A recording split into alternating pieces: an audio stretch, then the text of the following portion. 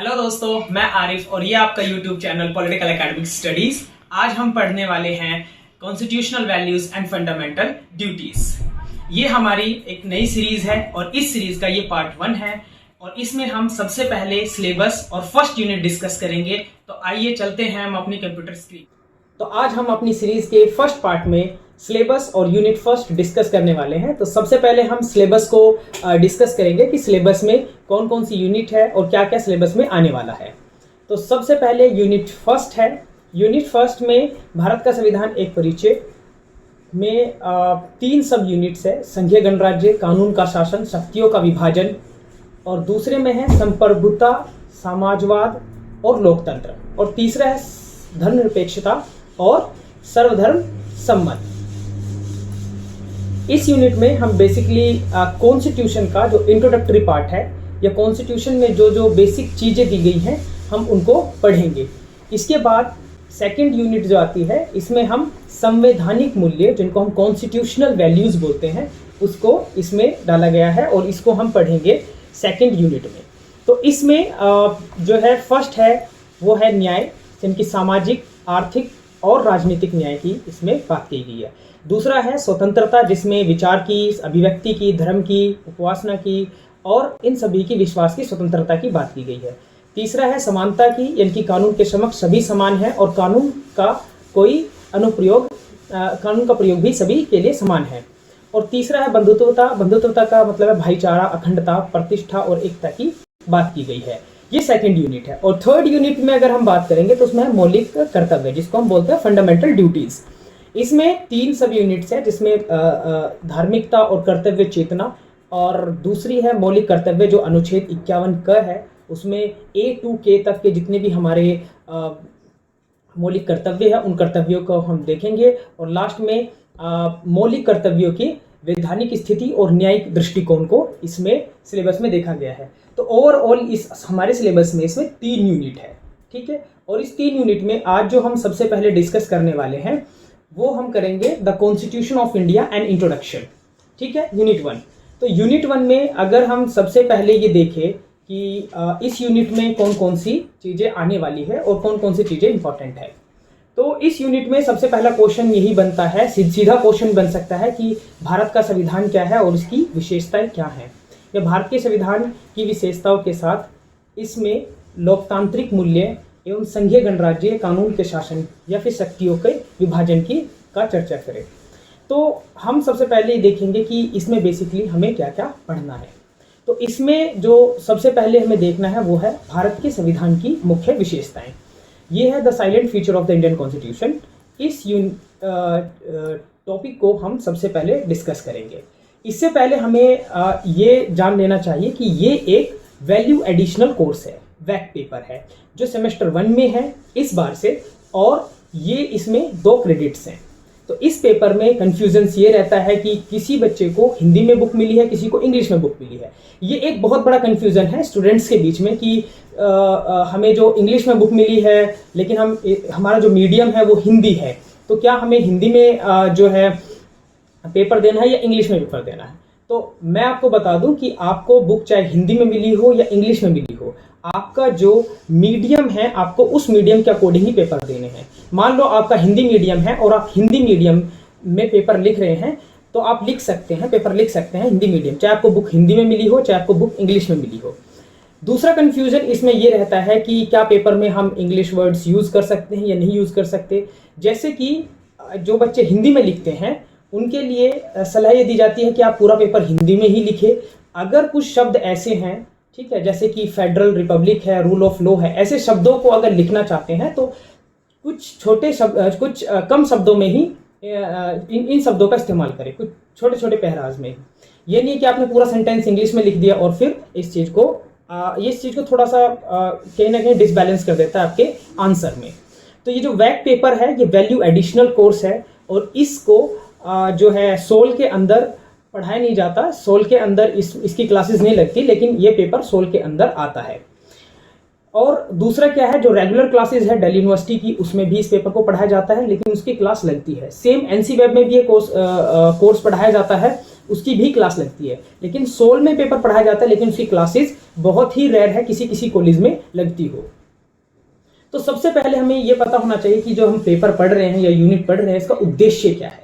तो इस यूनिट का या इस the constitution values and fundamental duties, यानी कि जो हमारा ये जो पेपर है, इसको पढ़ाया क्यों जा रहा है। तो उसका सबसे प्रथम जो उद्देश्य है वो है भारत में संवैधानिक विकास और संविधान निर्माण की जो प्रक्रिया है उसका अध्ययन कराने के लिए। दूसरा, संविधान जो भारतीय संविधान की जो मौलिक विशेषताएं हैं उसका अध्ययन कराने के लिए। और तीसरा जो सबसे इम्पोर्टेंट है कि भारतीय संविधान की विशेषताओं में निहित मूल्य जो हैं, जो मूल्य हैं जिनको पेपर में भी मूल्य पर ज़्यादा जोर दिया गया है, उसका अध्ययन कराना। तो ये कुल मिलाकर हमें पेपर पढ़ना है। तो आइए हम शुरुआत करते हैं सबसे पहले संविधान की।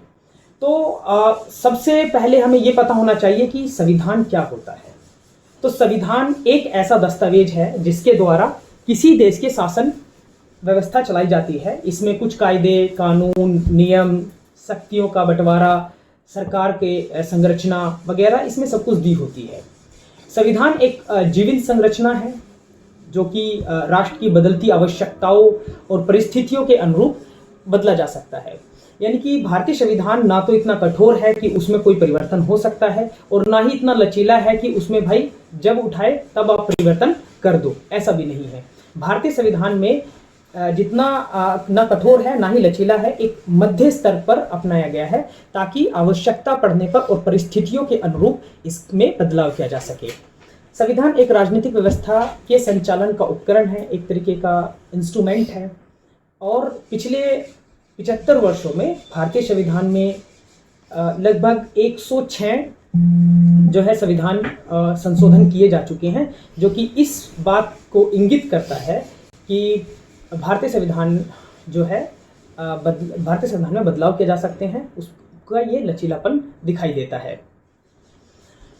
इसके अलावा भारतीय संविधान प्रभावी रूप से सर्वोपरि है, सुप्रीम है। संविधान से ऊपर कुछ भी नहीं है। सामान्यतः ये कहा जा सकता है कि 3 महत्वपूर्ण परिस्थितियों में संवैधानिक संरक्षण की मांग की जाती है। पहला है सशस्त्र विद्रोह, और दूसरा जो है वो है विदेशी दासता की स्थिति में, और तीसरा जो है वो है समाजवादी क्रांति के विस्फोट की स्थिति में। तो लेकिन हम जो है, पहले आपको सभी को पता है कि 1947 से पहले भारत एक गुलाम देश था, और हम जो है इस स्थिति में दूसरी श्रेणी में आते हैं कि भारत के संविधान का लेखन कार्य संविधान सभा के द्वारा किया गया था, जिसके सदस्यों का चयन जुलाई 1946 में किया गया। और बाद में मुस्लिम लीग, क्योंकि उनके पास सीट्स कम आई थी, इस कारण से उन्होंने इस सभा का बहिष्कार किया। और 9 दिसंबर 1946 को संविधान सभा की पहली बैठक का आयोजन किया गया, और जिसके बाद जो है 2 वर्ष 11 महीने और 13 दिन में मिलकर भारत का संविधान बना। 26 नवंबर 1947 को अपनाया गया, और 26 जनवरी 1950 को यह अस्तित्व में आया और संविधान को लागू किया गया। अब सवाल ये बनता है कि जब 26 नवंबर 1949 को बनकर संविधान तैयार हो गया था, तो 26 जनवरी 1950 को ही इसको क्यों लागू किया गया? ऐसा क्या था कि 26 जनवरी को इसको लागू किया जाना था? हुआ ये था कि 1929 में लाहौर में कांग्रेस अधिवेशन हुआ था, जिसकी अध्यक्षता पंडित जवाहरलाल नेहरू कर रहे थे, और उन्होंने ये मांग की थी कि 26 जनवरी 1930 तक भारत को डोमिनियन राज्य की उपाधि दी जानी चाहिए। लेकिन हुआ यह कि 26 जनवरी 1930 तक भारत को डोमिनियन राज्य की उपाधि नहीं दी गई। तो उसी दिन को भारत की स्वतंत्रता के रूप में प्रथम दिन माना जाता है। तो इसीलिए इसको 26 जनवरी के दिन का महत्व को रखते हुए 26 जनवरी 1950 को लागू किया गया।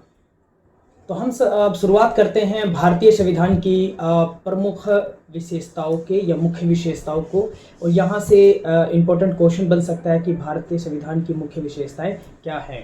तो इसमें हम सबसे पहले देख सकते हैं कि प्रस्तावना क्या है। प्रस्तावना को हम प्रेम्बल बोलते हैं इंग्लिश में, और इसमें हम भारत के लोगों से यहाँ जो इंगित किया गया है वो इस ओर इशारा करता है कि संविधान के अधिकारों का जो स्रोत है वह लोगों के साथ निहित है, यानी कि लोगों के लिए।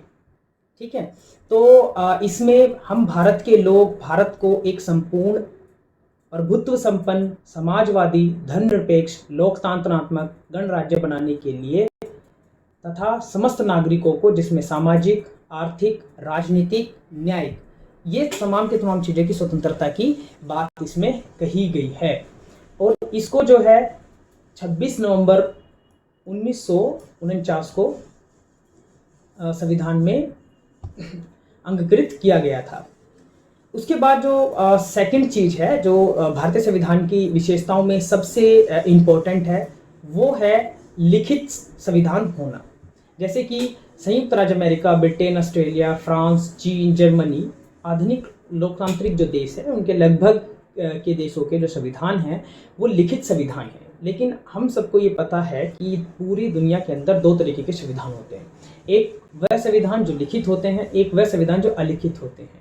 ठीक है। और ये माना जाता है कि ब्रिटेन का जो संविधान है वो लिखित संविधान नहीं है। पर यहाँ पर यह ध्यान देने योग्य बात है कि जो ब्रिटेन का संविधान है वो सन 1215 ईस्वी में जारी एक मैग्ना कार्टा के समय से ही ब्रिटेन ने समय समय पर अपनी संसद द्वारा इसको विभिन्न चार्टरों, विधियों, अधिनियमों, नियमों, विनियमों द्वारा इसको समय समय पर लागू किया है। तो इसका मतलब ये नहीं है कि उनके पास लिखित कोई डॉक्यूमेंट नहीं है। भारतीय संविधान के संस्थापकों ने एक लिखित संविधान प्रदान किया जो कि देश के लिए एक महत्वपूर्ण राजनीतिक विश्वकोश बन गया। तीसरी चीज जो है वो है विस्तृत एवं व्यापक संविधान, यानी कि longest constitution of the world. Bharat का संविधान जो है विश्व का सबसे बड़ा संविधान है और इस संविधान के अंतर्गत देश के शासन व्यवस्था के सभी पहलुओं को छू सके, इसलिए ये जो संविधान है इतना बड़ा बना। दुनिया का सबसे छोटा संविधान जो है संयुक्त राज्य अमेरिका का संविधान है, जिसमें केवल 7 ही अनुच्छेद है, जिसको हम आर्टिकल्स बोलते हैं। और चीन का संविधान जो है 138 अनुच्छेद है और कनाडा का जो संविधान है उसमें 11 भाग और 147 धाराएं हैं। जबकि भारत का जो संविधान है उसमें मूलतः जब वो बनाया गया था उसमें 395 अनुच्छेद यानी कि आर्टिकल्स थे। आज ये जो है संविधान में जो संशोधन हुए हैं और इन संशोधनों में अगर हम देखें तो काफ़ी सारे आर्टिकल्स ऐड हो चुके हैं। अगर हम अभी तक की बात करें 2023 तक की, तो 106 अभी तक संविधान संशोधन हो चुके हैं। कनाडा के संविधान जो है उसमें 11 भाग और 147 धाराएं हैं। तो इस हिसाब से अगर हम देखें कि भारत का जो संविधान है वो एक विस्तृत, बहुत ही व्यापक संविधानों में से एक संविधान है।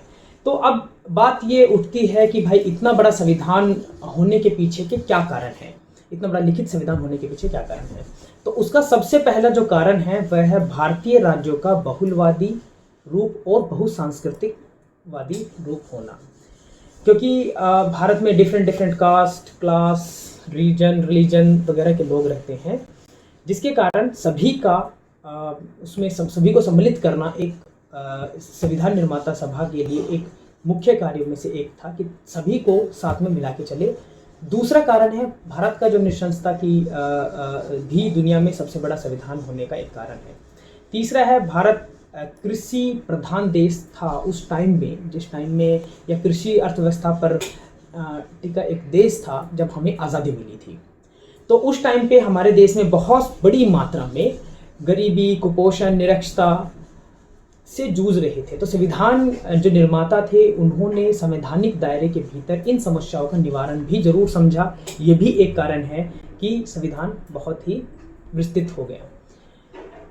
चौथा जो कारण है वो है नीति निर्देशक जो सिद्धांत है, जिनको हम directive principle the state policies बोलते हैं, उनको कानून द्वारा लागू नहीं कराया जा सकता। यह केंद्र व इकाई के लिए अपरिहार्य है, क्योंकि इसमें जो directive principle the state policies हैं इनको कोर्ट के द्वारा चैलेंज नहीं किया जा सकता। राज्य चाहे तो लागू कर सकता है, कोई प्रेशर डालकर ये कोर्ट में जाके चैलेंज नहीं कर सकता। पांचवा कारण ये है कि 1947 में भारत में बहुत सारी रियासतें थी और वो जो टोटल रियासतें हैं वो थी 565 रियासतें, जिनमें से प्रमुख जो रियासतें थी बहुत बड़ी बड़ी रियासतें, जिनमें से कश्मीर, जूनागढ़, हैदराबाद और मणिपुर, ये बड़ी रियासतें थी।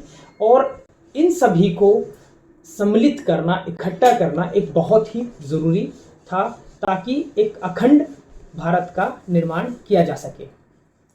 छठा जो कारण है विस्तृत होने का वह है संविधान जो निर्माता थे भारत में एक मिश्रित अर्थव्यवस्था चाहते थे। वो ये भी चाहते थे कि सार्वजनिक भी और निजी भी दोनों चीज़ों का अस्तित्व आ सके। जिसको हम एक उदाहरण के तौर पर समझ सकते हैं कि बड़े बड़े उद्योगों को औद्योगिक गतिविधियों के लिए जो बड़े बड़े उद्योगपति होते हैं उनको औद्योगिक गतिविधियों की अनुमति देना के साथ साथ जो है सरकार ने 1951 में एक पंचवर्षीय योजना लागू करी। और इसको लागू करना का मतलब ये था कि उसमें समाज के तमाम ऐसे लोगों को आर्थिक रूप से सुदृढ़ करना था जो कि निचले स्तर पर पहुंच गए हैं। यही बात अगर हम 1969 की करें तो इंदिरा गांधी ने 14 बैंकों का राष्ट्रीयकरण किया और इसका संचालन जो है निजी हाथों में सौंप दिया। आज़ादी से पहले ब्रिटेन शासन में जो north east frontier agency NEFA देश में अशांत था, वहाँ पर ऐसी स्थिति थी कि वहाँ पर अशांति फैली हुई थी।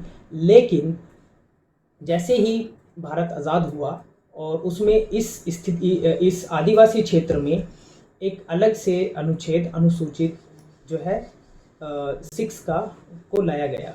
अनुसूची जो 6 है को अनुच्छेद 244 और अनुच्छेद 275 में जोड़ा गया और अन्य क्षेत्रों के लिए अनुसूची 5 को संविधान में शामिल किया गया। और 7वां कारण है कि भारत एक ऐसा देश है जिसमें विभिन्न प्रदेशों में विभिन्न बोलियां या भाषाएं बोली जाती हैं। आप सभी को पता है कि भारत में बहुत सारी बोलियां बोली जाती है। अगर हम उत्तर की बात करें वहाँ अलग है, पूर्व की बात करें वहाँ अलग है, पश्चिम की बात करें अलग है।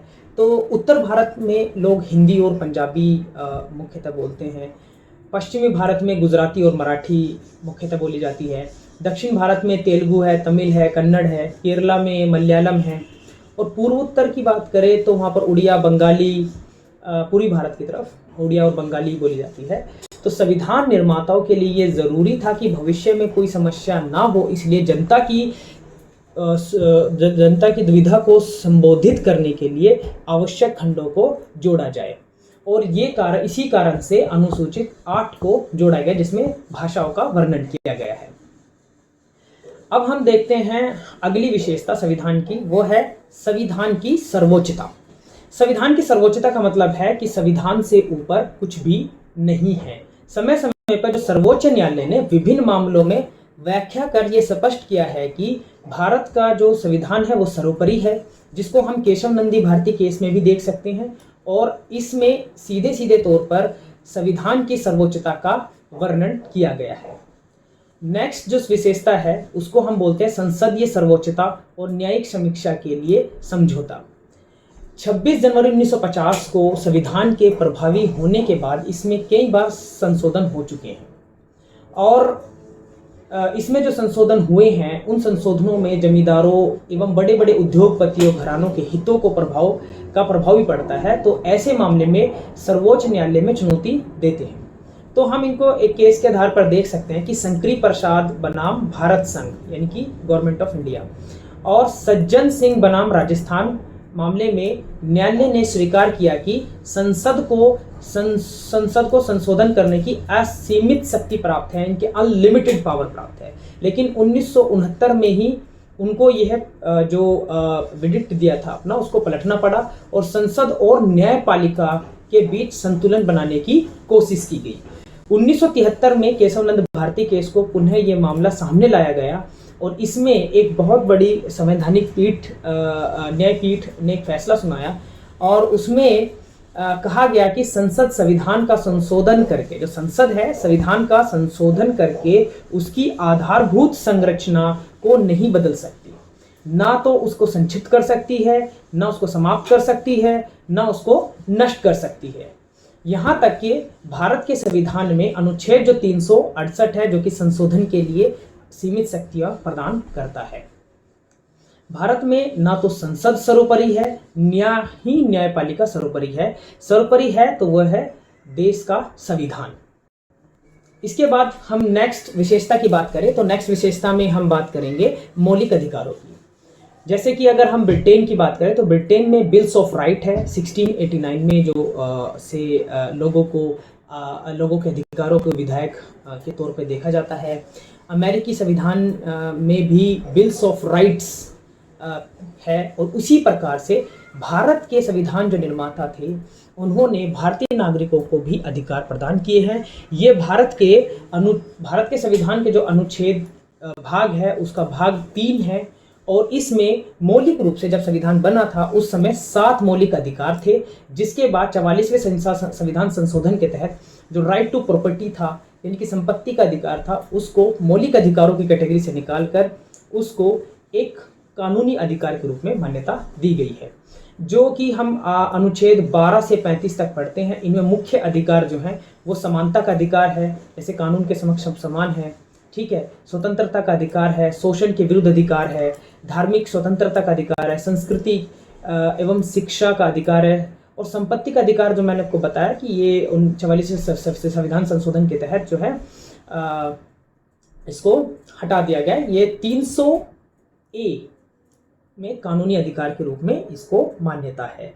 ये जो मौलिक अधिकार है, ये मौलिक अधिकार जो है इसमें क्या संशोधन किया जा सकता है, क्या मौलिक अधिकारों को संक्षिप्त किया जा सकता है, ये नहीं किया जा सकता। तो हम इसको देखते हैं केशव नंद भारती केस। केशव नंद भारती केस में सर्वोच्च न्यायालय ने यह स्पष्ट कर दिया था कि मौलिक अधिकारों में संशोधन तो किया जा सकता है, पर उन्हें ना तो संक्षिप्त किया जा सकता है और ना ही उनका उल्लंघन किया जा सकता है। यानी कि इस प्रकार से संशोधन कर सकते हैं कि किसी भी व्यक्ति की मूल भावना या संविधान की जो मूल भावना है या उसकी जो मूल संरचना है उसमें किसी भी तरीके का परिवर्तन ना हो सके, और ना ही किसी भी परिस्थिति में इसको समाप्त किया जा सकता है। अब मौलिक अधिकार जो है संविधान की मूलभूत संरचना का एक हिस्सा बन चुका है। इसके बाद हम बात करेंगे अगली विशेषता की, जो कि राज्य के नीति निर्देशक सिद्धांत है, जिनको हम DPSP यानी कि directive principle of the state policies कहा जाता है। DPSP को शामिल करने के मामले में संविधान के दिग्गजों की अगर बात करें तो उन्होंने ये आयरिश गणराज्य के संविधान से इसको लिया है। राज्य के जो नीति निर्देशक सिद्धांतों को भारतीय संविधान के जो भाग है उसको भाग 4 में इसको रखा गया है। जस्ट जो मौलिक अधिकार का भाग 3 है उसके जस्ट बाद ही इसको भाग 4 में रखा गया है। मौलिक अधिकार राजनीतिक लोकतंत्र का हिस्सा है। वहीं पर जो नीति निर्देशक सिद्धांत है इनका उद्देश्य क्या होता है? इनका उद्देश्य जो मुख्य रूप से है वह सामाजिक आर्थिक क्षेत्र में गरीब और दलित लोगों का उत्थान करना है। क्योंकि मैंने आपको बताया था कि भारत जब 1947 में जब आज़ाद हुआ था और 1950 में हमें संविधान बनकर लागू हो गया था, तो उस टाइम तक हमारे पास जो है बहुत बड़ी मात्रा में गरीबी, कुपोषण का शिकार देश की स्थिति थी, निरक्षरता थी। तो उस स्थिति में जो राज्य के पास जो राजनीति के निर्देशक सिद्धांतों को लागू करना बहुत ही आवश्यक था, इसीलिए संविधान के अंदर इनको डाला। ये सच है कि इन अधिकारों को न्यायालय द्वारा लागू नहीं किया जा सकता। ये देश के शासन में मौलिक महत्व तो रखते हैं। एक केस हुआ था मिनर्वा मिल, 1980 में मिनर्वा मिल, और 2008 में अशोक कुमार ठाकुर बनाम भारत संघ केस में संविधान जो सर्वोच्च न्यायालय ने यह निर्णय दिया था कि मौलिक अधिकार और नीति निर्देशक विरोधात्मक नहीं है, अपितु यह एक दूसरे के पूरक है। ठीक है, जैसे कि हम जैसे कि बहुत सी बार पूछ लिया जाता है कि मौलिक अधिकार और राज्य के नीति निर्देशक सिद्धांतों में अंतर क्या है, तो सबसे पहले जो आंसर देते हैं बच्चे वो यही देने की कोशिश करते हैं कि मौलिक अधिकार जो है उनको संविधान का संरक्षण प्राप्त है। उसमें जो है कानूनों के द्वारा, उसमें हम न्यायालय के द्वारा अगर कोई भी व्यक्ति दूसरे व्यक्ति के मौलिक अधिकारों का उल्लंघन करता है तो उनको न्यायालय में चुनौती दी जा सकती है। लेकिन जो राज्य के नीति निर्देशक सिद्धांत है उनको न्यायालय में चुनौती नहीं दी जा सकती। इसलिए कहा गया है कि यह एक दूसरे के पूरक और संपूरक है। अगली जो महत्वपूर्ण विशेषता है भारतीय संविधान की वह है मौलिक कर्तव्य। मौलिक कर्तव्य इंदिरा गांधी के नेतृत्व में भारतीय राष्ट्रीय कांग्रेस ने एक आयोग का गठन किया था और इस आयोग के अध्यक्ष जो है स्वर्ण सिंह थे और इसको स्वर्ण सिंह समिति भी बोला जाता है। और इस समिति ने राज्य के नीति निर्देशक सिद्धांतों के तुरंत बाद संविधान में मौलिक कर्तव्यों पर एक अध्याय शामिल करने की सिफारिश की थी। 1976 में 42वें संविधान अधिनियम द्वारा भाग 4 द्वारा इसको जोड़ा गया था। इसमें केवल एक अनुच्छेद है 51A और इसको जो है सोवियत संघ USSR के संविधान से प्रेरित होकर लिया गया है। इसमें बहुत सारे कर्तव्य हैं और ये कहा गया कि जैसे हमें मौलिक अधिकार मिले हुए हैं तो साथ साथ में हम मौलिक कर्तव्यों का पालन करने का भी हमारा कर्तव्य है। कुछ कानूनों के द्वारा कुछ कर्तव्यों को भारतीय नागरिकों के लिए अनिवार्य बनाया गया है। जैसे कि अगर हम बात करें राष्ट्रीय गान है, राष्ट्रीय ध्वज है, भारतीय संविधान के प्रति सम्मान है, वन्य जीव, वनों के संरक्षण, ऐसे कुछ दायित्व है जिनका देश के सभी नागरिकों को वहन एवं पालन किया जाना बहुत ही जरूरी है, क्योंकि ये देश के प्रमुख चिन्ह हैं, प्रमुख चीज है जिनसे हमें जो है वो तमाम चीजें प्राप्त होती हैं जिनसे कि हमें देश के प्रति सम्मान किया जाना चाहिए। उसके बाद हम संविधान की विशेषता में स्थानीय स्वशासन की बात देखते हैं। स्थानीय स्वशासन को लोकल सेल्फ गवर्नमेंट की बात की हम करते हैं। राष्ट्रपति महात्मा गांधी जी का सपना था कि भारत जो है वह ग्रामों से स्तर से जो राजनीति स्तर शुरू हो और इसमें विकेंद्रीकरण का मतलब होता है जो शक्तियां हैं, जो पावर है उसका बंटवारा होना।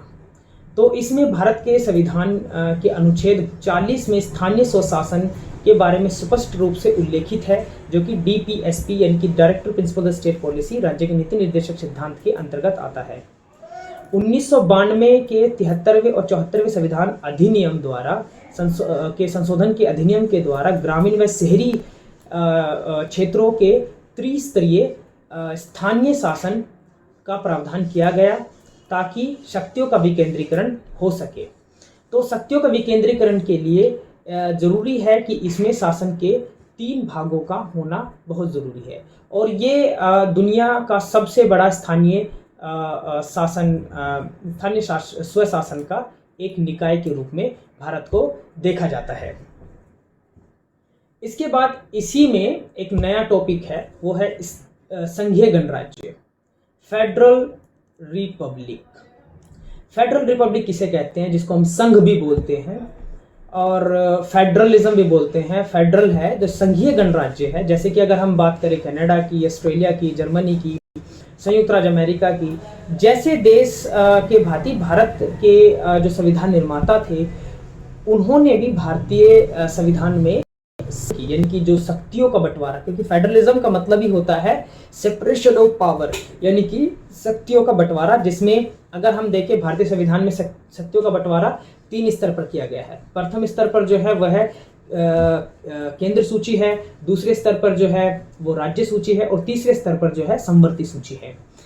इसमें अगर हम देखें तो दोहरी शासन व्यवस्था होना बहुत ज़रूरी है। जैसे कि अगर हम अमेरिका के संविधान में देखें, कनाडा के संविधान में देखें, तो भारत की जो संविधान की कई अर्थों में अगर देखें तो कनाडा का जो संघ है उससे काफ़ी मिलता जुलता है।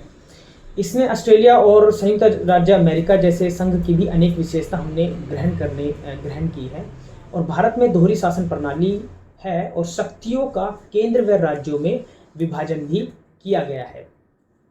7वीं अनुसूची का प्रावधान है कि जिसके अंतर्गत केंद्र जो शक्तियां हैं वो 3 सूचियों में बांटी गई है। पहली केंद्र सूची, दूसरी राज्य सूची, तीसरी समवर्ती सूची। केंद्र सूची का मतलब है कि जिस पे केंद्र सरकार कानून बना सकती है डायरेक्ट। राज्य सूची ऐसे विषय जिन विषयों में जो कि राज्य के अंतर्गत आते हैं उसमें राज्य सूची सीधा कानून बना सकती है। तीसरी है समवर्ती सूची, तो देश के अंदर कुछ ऐसे भी विषय हैं जिन विषयों में केंद्र और राज्य दोनों का पक्ष होने की आवश्यकता है, तो ऐसे विषयों में समवर्ती सूची के तहत दोनों यानी कि राज्य और केंद्र दोनों मिलकर कानून बना सकते हैं। तो ये बांटा गया है। अब ये है कि फेडरलिज्म या फेडरल रिपब्लिक होने के लिए कुछ विशेषताओं का होना ज़रूरी है या कुछ चीज़ों का होना ज़रूरी है। जैसे कि संविधान की सर्वोच्चता यानी कि सुप्रीमेसी ऑफ द कॉन्स्टिट्यूशन होना बहुत ज़रूरी है। और उसके बाद है न्यायपालिका का स्वतंत्र होना, ठीक है, लिखित संविधान होना, शक्तियों का विभाजन होना, क्योंकि फेडरल रिपब्लिक पूरा का पूरा जो है शक्तियों के विभाजन पर ही टिका हुआ है, जिसमें शक्तियों का बंटवारा इस प्रकार किया जाता है कि ना तो शक्तियां ज़्यादा केंद्र के पास हो ना ही राज्य के पास हो। भारत में इसकी स्थिति अलग है। भारत पूर्ण रूप से ना तो संघ है और ना ही पूर्ण रूप से भारत एकात्मक शासन है। यहाँ पर अगर हम कहें, जैसे कि बहुत सारे विचारकों ने इसको अर्ध संघीय भी बोला है, उसमें मैंने नहीं जानना चाहूँगा क्योंकि वो बहुत गहराई की बात हो जाएगी। आपको सिर्फ थोड़ा पढ़ना है, ऊपर ऊपर से पढ़ना है कि संघ व्यवस्था है क्या। तो जैसे कि मैंने आपको बताया कि इसकी कुछ विशेषताएं होती हैं: संविधान की सर्वोच्चता, न्यायपालिका की स्वतंत्रता, लिखित संविधान होना और संशक्तियों का विभाजन। ये कुछ विशेषताएं हैं जिनमें भारतीय संविधान द्वारा अपनाया भी गया है कुछ चीज़ों को। इसके अलग रूप से अगर हम देखें कि भारत में जैसे एकात्मक विशेषता भी मिलती है, जैसे भारत में एकल नागरिक है, हम सब भारतीय हैं। ये नहीं है जिस तरह कि अगर हम अमेरिका की बात करें तो अमेरिका में दोहरी नागरिकता है। प्रथम, जैसे अगर कैलिफोर्निया से कोई है तो वो प्रथम नागरिक कैलिफोर्निया से है और दूसरा वो यूनाइटेड स्टेट ऑफ अमेरिका, ठीक है। तो पहली उसकी नागरिकता उसके राज्य की नागरिकता है और दूसरी नागरिकता उसके देश की नागरिकता है। लेकिन भारत में ये प्रावधान नहीं है। भारत में सिंगल यानी कि एकल नागरिकता है, सिंगल सिटीजनशिप है। आप सिर्फ भारतीय हैं, आप किसी राज्य के नागरिक नहीं हैं, आप देश के नागरिक हैं, आप एक नागरिक हैं। जैसे कि हम भारतीय हैं, जैसे कि आपसे पूछा जाता है, आप फॉर्म भरते हैं, कुछ भी फॉर्म भरते हैं, उसमें लिखा था नेशनैलिटी, तो हम सब इंडियंस लिखते हैं, ठीक है। तो एकल नागरिकता जो है, उसके बाद है एकल न्यायपालिका, हमारी एक ही न्यायपालिका है। फिर उसके अलावा सिस्टम को चलाने के लिए IAS IPS वगैरह, जिसको हम भारतीय प्रशासनिक सेवा, भारतीय पुलिस सेवा, इन सभी के लिए परीक्षाओं का आयोजन केंद्र सरकार द्वारा किया जाता है। और इन कर्मियों की जो तैनाती है वो राज्यों में होती है। और राज्य में जब असामान्य स्थिति पैदा होने लगती है तो केंद्र सरकार द्वारा राष्ट्रपति शासन राज्यों के अंदर लागू कर दिया जाता है। अब ऐसी कई बार स्थिति हुई है जहां पर केंद्र के द्वारा राज्यों के अंदर कई बार जो है जो राष्ट्रपति शासन है वो लगाया गया है।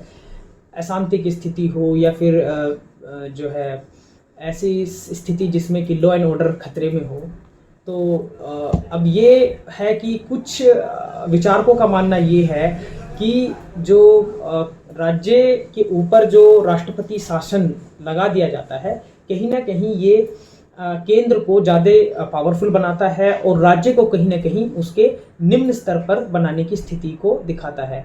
लेकिन बैलेंस करने के लिए ये भारतीय संविधान के निर्माताओं ने इसको किया है। भारत एक ऐसा गणराज्य है जहां देश का जो मुखिया होता है वो चुना जाता है। अगर हम ब्रिटेन की बात करें तो वहाँ जो देश का मुखिया होगा, जो देश का प्रमुख होगा, वो वंशानुगत है। जैसे कि अगर हम देखें तो वहाँ पर जो है जो सिस्टम है वो इंडिया से थोड़ा डिफरेंट है। वहाँ का जो हेड ऑफ द स्टेट होता है वो क्वीन या किंग होते हैं। इंडिया में ऐसा नहीं है। इसके अलावा एक और टॉपिक है इसी फर्स्ट यूनिट में, वो है कानून का शासन। कानून का शासन का मतलब है कि कानून जो है सर्वोपरि है और वह देश में किसी भी निर्वाचित प्रतिनिधि या प्राधिकरण पर समान रूप से लागू होता है। फ्रांसीसी एक वाक्य है जिसका अर्थ जो होता है वह है कि सरकार कानून द्वारा शासित होती है, मनुष्य द्वारा नहीं। इसका मतलब है सरकार चलाने के लिए कानूनों की आवश्यकता होती है, मनुष्यों के द्वारा नहीं। तो इसमें सभी विचारकों के अपने अलग अलग मत है। जैसे अरस्तु जो है एक विचारक है जो कि दार्शनिक है, प्राचीन दार्शनिकों में से एक दार्शनिक है, जिन्होंने अपने आधार पर कानून के शासन को एक अलग तरह से व्याख्या की है। इसके अलावा अगर हम A.V. डाइशी की बात करें तो A.V. डाइशी ने इसको एक अलग तरीके से प्रतिपादित करने की कोशिश की है। उन्होंने एक पुस्तक लिखी थी, अपनी बुक लिखी थी, उसका नाम था the law of the constitution. इसमें उन्होंने सरकार कानून के सिद्धांत पर आधारित होनी चाहिए बजाय कि मनुष्यों के। इसके लिए उन्होंने तीन चीज़ों यानी कि 3 स्टेप्स या 3 स्तंभों की बात की थी। जो पहला स्तंभ है उसमें उन्होंने बात की थी कानून की सर्वोच्चता। कानून की सर्वोच्चता में डाइसी का मानना है कि मनमानी शक्ति या विवेकहीन शक्ति के विपरीत विधि पूर्ण रूप से सर्वोच्च और प्रधान है। इसका मतलब यह है कि किसी भी व्यक्ति को कानून की उचित प्रक्रिया के अलावा अलग अलग कानूनी तरीकों से पीड़ित नहीं किया जा सकता, यानी कि सिर्फ और सिर्फ कानून की ही चलेगी। जैसे कि अगर हम देखें कि बहुत सारे देश ऐसे हैं जो कि अपने डिफरेंट कानूनों के अलावा कुछ कस्टम्स भी फॉलो करते हैं, ठीक है। तो यहाँ पर ये माना गया है कि आपका कस्टमरी लॉज कुछ भी हो वो मैटर ही नहीं करता, ठीक है। मैटर ये करता है कि क्योंकि कानून के समक्ष सभी समान हैं तो कानून की सर्वोच्चता रहेगी। कानून में जो सजा, जो चीजें निहित है उसी के आधार पर आप जो है चला सकते हैं देश को। दूसरी चीज डाइसी जी ने जो इसके ऊपर बोली थी वह कानून के समक्ष समानता।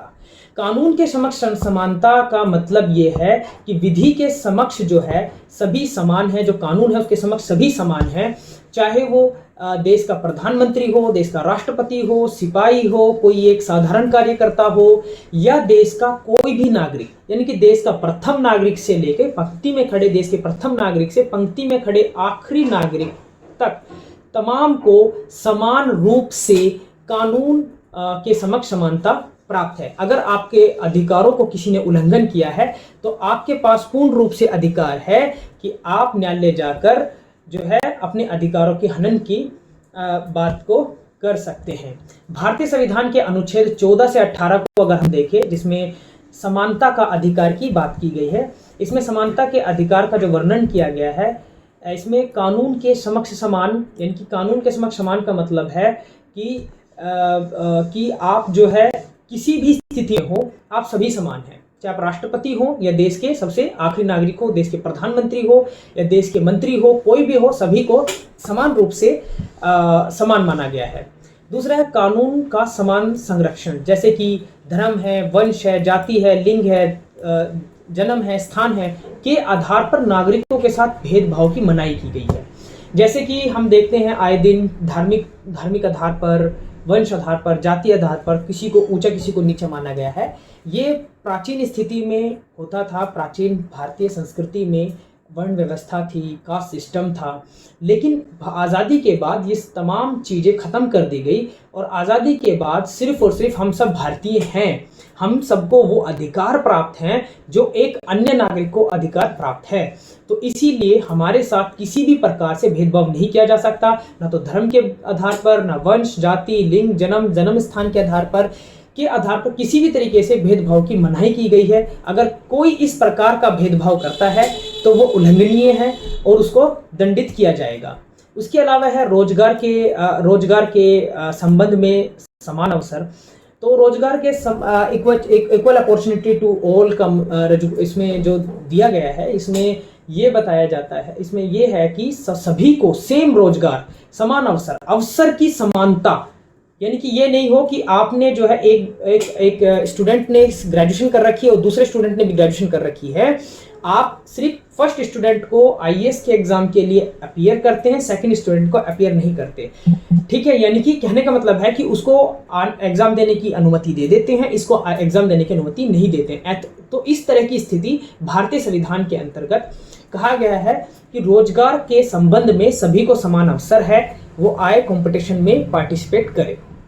इसके अलावा है अस्पृश्यता का अंत। अस्पृश्यता का मतलब है छुआछूत, क्योंकि आपको पता होगा कि भारतीय समाज में जातिगत आधार पर, धार्मिक आधार पर छुआछूत की व्यवस्था थी। जो निचली जातियां, नीची जातियां, दलित जातियां या फिर जो इस प्रकार की जो छोटी जातियां जिनको समझा जाता था उस टाइम पे, उनके साथ अस्पृश्यता यानी कि भेदभाव की नीति अपनाई जाती थी। भेदभाव किया जाता था कि जैसे कि जो है छोटी जातियां जो होती थी उनके हाथों का खाना नहीं खा सकते थे, उनको किसी भी प्रकार से जो विशेष अनुष्ठान होते थे उन अनुष्ठानों के अंदर नहीं आने दिया जाता था, ठीक है। मंदिरों में प्रवेश नहीं करने दिया जाता था, ठीक है। तो इस तरीके की जो अस्पृश्यता का अंत है वो करने की बात की गई।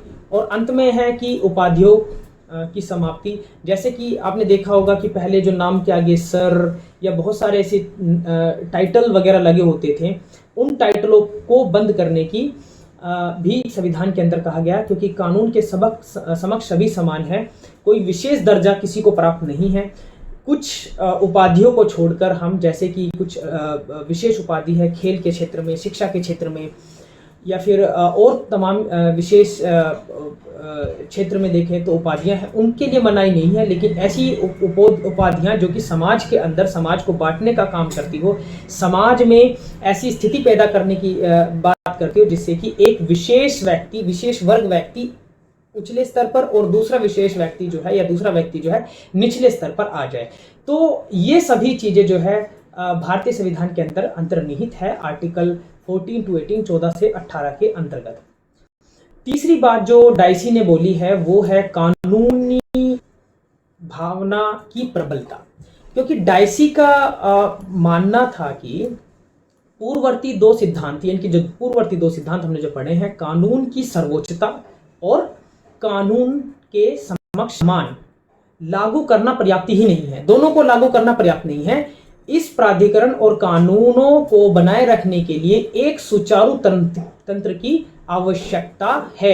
इस प्राधिकरण के लिए उन्होंने न्यायालयों पर संदेह व्यक्त किया और उन्होंने एक आंशिक व स्वायत्त न्याय तंत्र की बात की, यानी कि जब तक ये दोनों कानून आपके पास है, कानून की सर्वोच्चता भी है और कानून के समक्ष सभी समान भी है, लेकिन आपके पास एक स्वतंत्र न्यायपालिका नहीं है, एक स्वतंत्र न्यायतंत्र नहीं है, तो आप जो है उन दोनों कानून एक तरीके से कोई भी मतलब नहीं बनता है। तो इसीलिए न्यायतंत्र का स्वतंत्र होना बहुत ही जरूरी है और कानून के शासन को लागू करने के लिए ये एक महत्वपूर्ण आयाम है।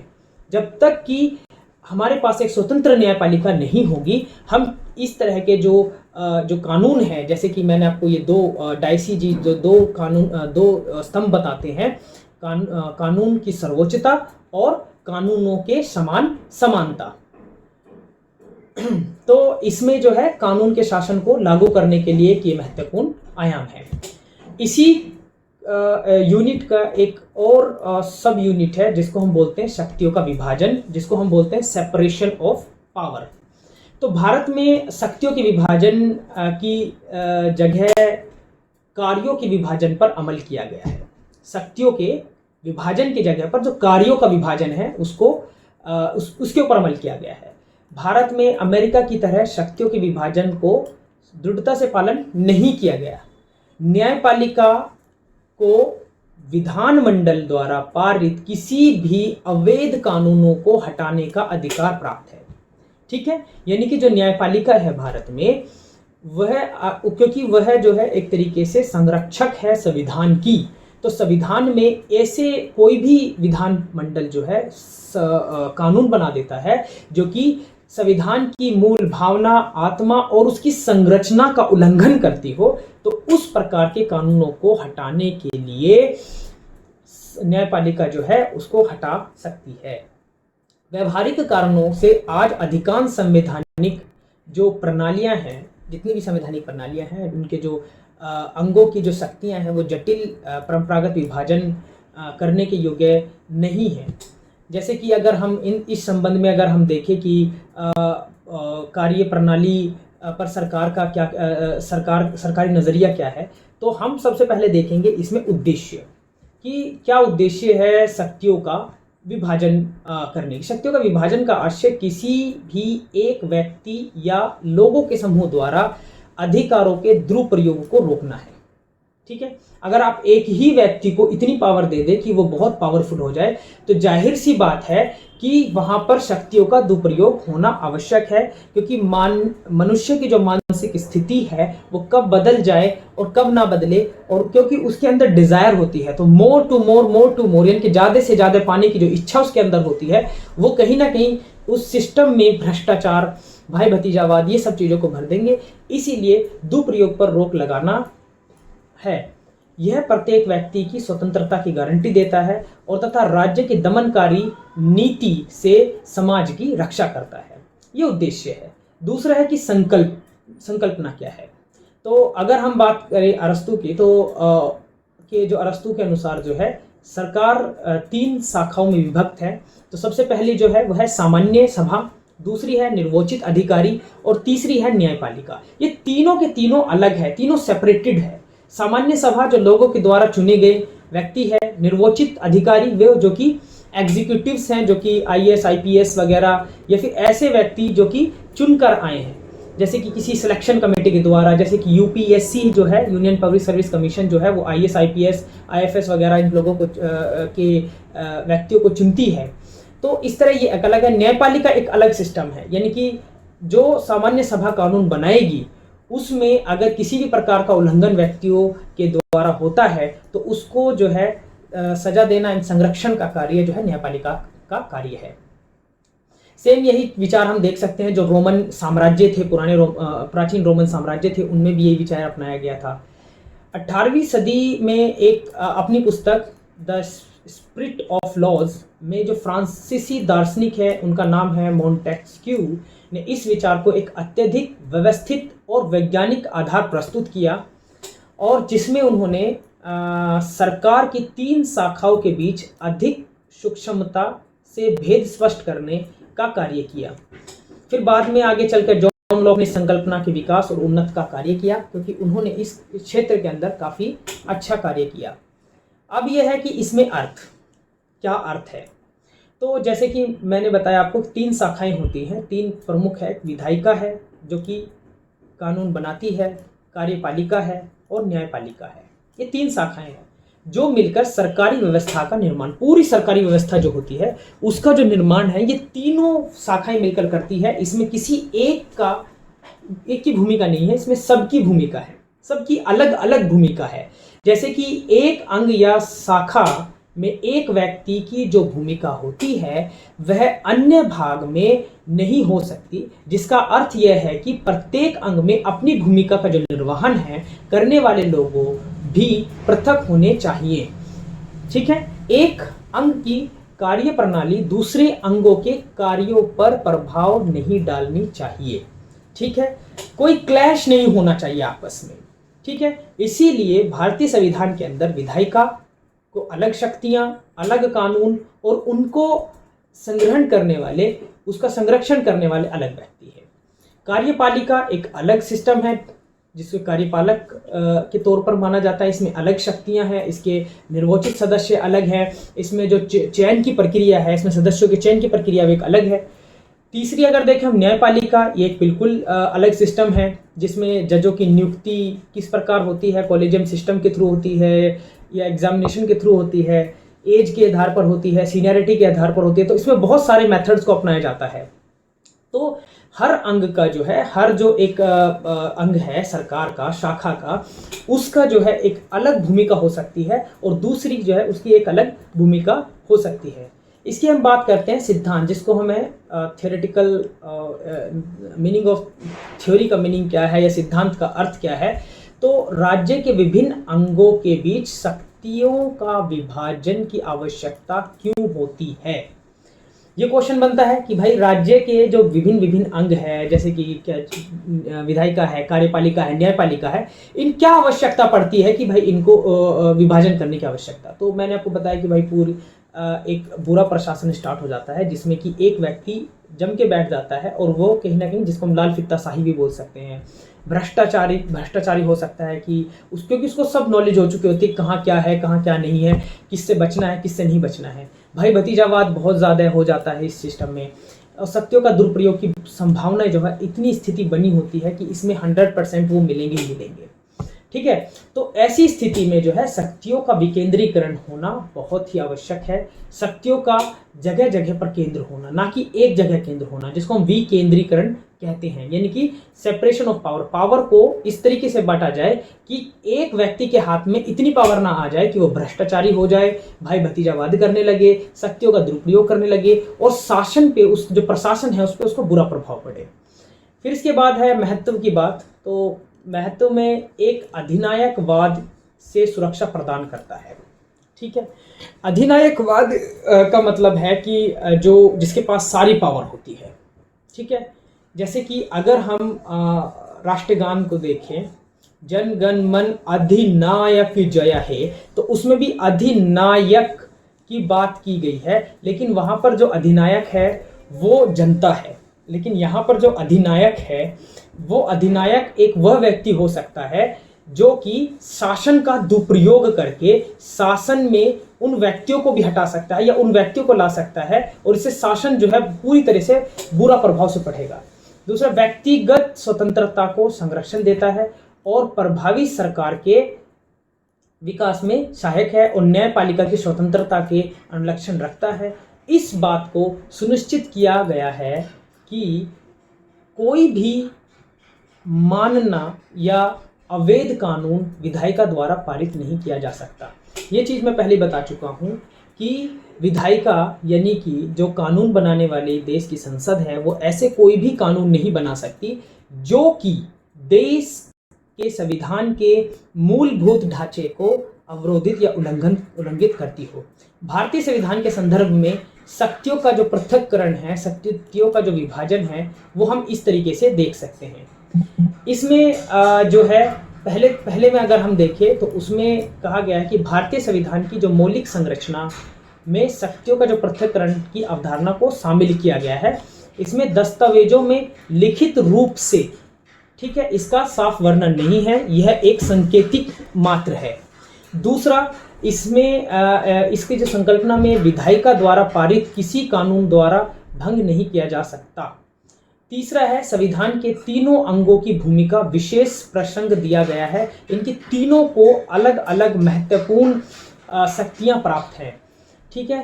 फिर इसमें जो है अगर हम अनुच्छेद 50 की बात करें, इस प्रावधान के अंतर्गत कार्यपालिका और न्यायपालिका को पृथक किया गया है। इसमें ना तो कार्यपालिका किसी भी प्रकार से न्यायपालिका के कार्यों में उल्लंघन करेगी और न न्यायपालिका कार्यपालिका किसी भी का उल्लंघन करेगी। इन दोनों को अलग किया गया है क्योंकि इन दोनों का कार्य अलग है। फिर अगर हम बात करें कि राष्ट्र के एक कार्यपालक के रूप में राष्ट्रपति को कतिपय परिस्थितियों में विधायी शक्तियां अध्यादेश जारी करने के भी अधिकार प्राप्त है। यानी कि जैसे कि अगर हम संसद की बात करते हैं तो संसद 3 चीज़ों से मिलकर बनती है। पहली राष्ट्रपति, दूसरी लोकसभा और राज्यसभा। पहले लोकसभा के अंदर कोई बिल पास हुआ, फिर उसके बाद राज्यसभा जाएगा और राज्यसभा के बाद वो बिल जो है राष्ट्रपति महोदय के पास जाता है। देश का जो राष्ट्रपति होता है, जैसे कि अभी द्रौपदी मुर्मू जी है, तो कोई भी कानून संसद के अंदर अगर बनता है और उसके बाद दोनों सदनों से पास होने के बाद वो राष्ट्रपति महोदय के पास जाता है और उसके बाद वह जो है क्योंकि उनके पास जो है विधायिक शक्ति प्राप्त है और उन्हीं के बाद जो है उनके साइन होने के बाद वो कानून एक मुख्य तौर पर अध्यादेश जो होता है वो कानून का रूप ले लेता है। अनुच्छेद 121 और 211 जो है विधायिका को सर्वोच्च न्यायालय अथवा उच्च न्यायालय के न्यायाधीशों में कृतियों पर विचार विमर्श करने पर निषेध है, ठीक है। उसके बाद अगर हम बात करें अनुच्छेद 361 के अंतर्गत राष्ट्रपति और गवर्नरों को कानूनी कार्रवाई से मुक्त रखा गया है, ठीक है। तो इनको ये शक्ति भी प्राप्त है। आगे हम बात करें कि कुछ विशेष प्रावधानों द्वारा विभिन्न अंग जो है नियंत्रण संतुलन की व्यवस्था के जरिए एक दूसरे पर नजर रखते हैं या नजर रख सकते हैं। न्यायपालिका को विधायिका और कार्यपालिका शाखाओं द्वारा लिए गए निर्णयों की न्यायिक जांच करने का अधिकार है, ठीक है। जैसे कि मैं पहले ही बता चुका हूँ इस चीज़ को कि जो विधायिका के द्वारा जो भी कानून बनाए जाते हैं वो कानून भारत के संविधान के मूल संरचना के बिल्कुल भी खिलाफ नहीं होने चाहिए।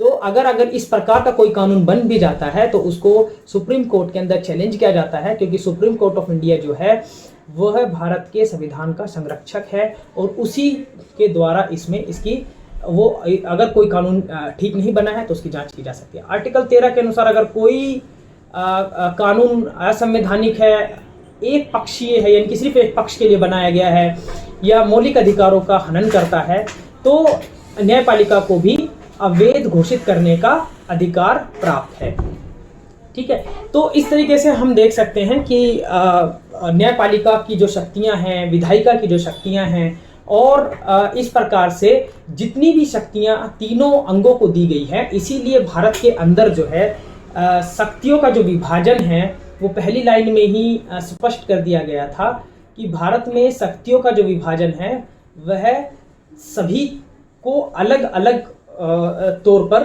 दिया गया है, ठीक है, ना कि जिस तरह अमेरिका में है कि इतनी शक्ति इनके पास रहेगी, इतनी शक्ति इनके पास रहेगी।